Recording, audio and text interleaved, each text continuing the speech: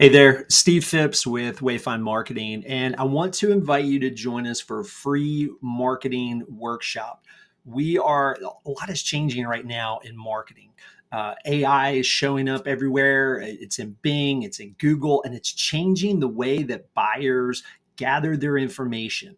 And it's going to have a big effect on a lot of websites. Unfortunately, it has the potential to have a negative impact. So we're going to talk about that. We're going to talk about how are buyers gathering information? How are they using AI? What does that mean for you, your business, your website, and what can you do about it? Caught unaware, caught completely off guard, a lot of folks are going to be surprised at how it's going to impact them. We don't want you being caught off guard. We're also going to talk about how you can use AI tools to create marketing content more effectively, more efficiently, so that it sounds like you, uh, but it's going to save you time. And now, whether you are super comfortable using AI tools or whether you're just trying to figure all of this out, please join us. You're going to walk away with useful, helpful information. You're going to walk away at least knowing what's going on so that you're not caught off guard.